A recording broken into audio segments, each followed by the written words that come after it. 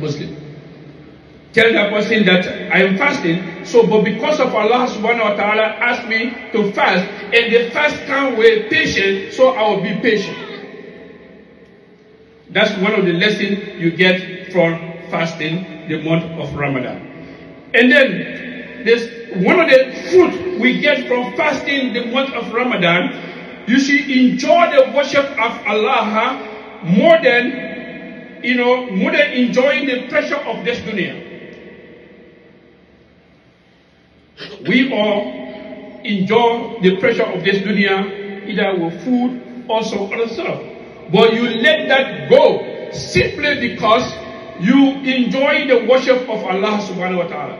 Listening to Rasul sallallahu alayhi wa sallam when he said, Hatta yazuku halawat al-iman. You cannot be a real dedicated Muslim until Islam has a taste.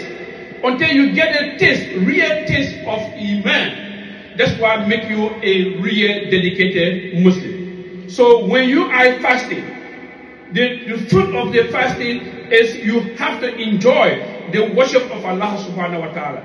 You will fast Allah, you will worship Allah subhanahu wa ta'ala during the month of Ramadan more than the other one because the fasting will increase your Iman. When fasting increases your Iman, then you will enjoy worshiping Allah subhanahu wa ta'ala. Even if we say goodbye to Ramadan, you're going to stay, have that flavor. It's in you because you obey Allah for 30 days. If you can do anything for Allah subhanahu wa ta'ala for the month of Ramadan, for 30 consecutive days, we believe, and I believe, and you believe that even when the Ramadan is no longer here, you are capable of doing that or even more. You were able to make some tarawih. You were able to make even nawafil after Ramadan. It don't cost you nothing. Even you can't able to fast for the whole month or whole night. But when you come from work or whatever, before you go to bed, you can able to make 2 rakah. That increase your Iman. That's Ramadan here to train you to do that. And then when you make it Salat al-Fajr, you can able to add 2 rakah before the Fajr prayer. That's one of the fruit that we get from fasting Ramadan. And then what in Al-Asr Zuhr, you can able to make 2 rakah before the Zuhr. You can able to make 2 rakah after Maghrib. And so on and so forth. You are capable of doing that. Besides the zakat al-fitr, besides the regular zakat, you can able to look at the needy people, be a Muslim or non-Muslim, in your community or outside your community. You can able to go look at somebody who's suffering, look at his the Islam, the Ramadan, train me to give the zakat to the needy people. If you see someone hungry, the Ramadan teaching you to tell you that the way you were starving, the way you were hungry the last time during the month of Ramadan, the person who's standing in the corner over there of the street and he's hungry, you will put yourself in that person's position. You will say, okay, that day, despite I have all the money, I have all the food, but that day I was hungry. So this fellow who's standing over there, he's suffering from that, and he has asking for begging, so I need to give him the help. These are one of the lessons that we learn from the Ramadan.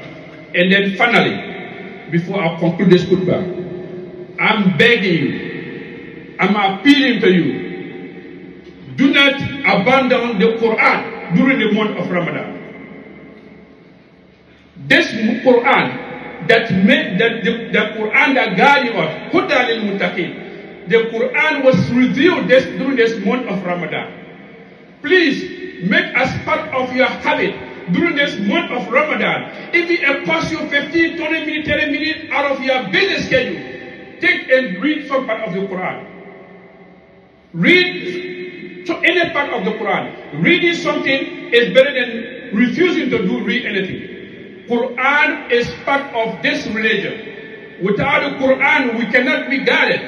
Allah has said, Inna anzalnahu fi laylatul qadr. Wama adraka ma laylatul qadr. Allah has revealed this Quran from Lawh al-Mahfuz to Sama'ud Dunya to the Jibril in Laylatul Qadr. And then we're going to talk about Laylatul Qadr when that time comes. But that happened in the month of Ramadan. So if you want to attain, you want to get the real blessing of Ramadan, please make it part of your duty. Even if one page of the Quran, read that on daily basis. If you do that, by the time the 30 days, Ali, you will achieve at least 30 pages. You're able to do that. And then nobody have excuse nowadays. Wallahi, if you can't able to read Arabic, you say, oh, I didn't go to madrasa or something like that. Go, there is a Quran everywhere. Or Google it. They will tell you, you will see the Arabic text, and then you will see the French, you will see the English, you will see German, whatever language you will see on the other side. Then you will read it, you will understand it. Number one. Number two, if you pray behind the Imam, Imam is reciting. If you know exactly what Imam saying, that will increase your Iman. So you will benefit from this Iman. If you cannot able to read Al-Quran, go to YouTube and just click, say, oh, Surah Al-Baqarah. It will read to you. When you listening to the Quran, if you are not reading, it's like you're going to get a similar blessing like somebody who is reading Al-Quran. If you push kind of shop that you cannot able to read, then you can able to do that. This is what I have to say for today. We ask Allah subhanahu wa ta'ala, may Allah extend our life to see the Ramadan. And then with the Ramadan here, after a few days, may Allah forgive and inspire all our sins that we did during this whole year, from last year to this present. Allahumma inni da'i fa'aminu. Allahumma la tada'alana fi maqamina hadha zanba illa ghafarta. Wala hamman illa farajta. Wala dayna illa qadayta. Wala maridan illa shafaita. ولا مبتلى إلا أنفسته ربنا اغفر لنا ولإخواننا الذين سبقونا بالإيمان ولا تجعل في قلوبنا غلا للذين آمنوا ربنا إنك غفور رحيم وقوموا إلى صلاتكم يرحمني ويرحمكم الله.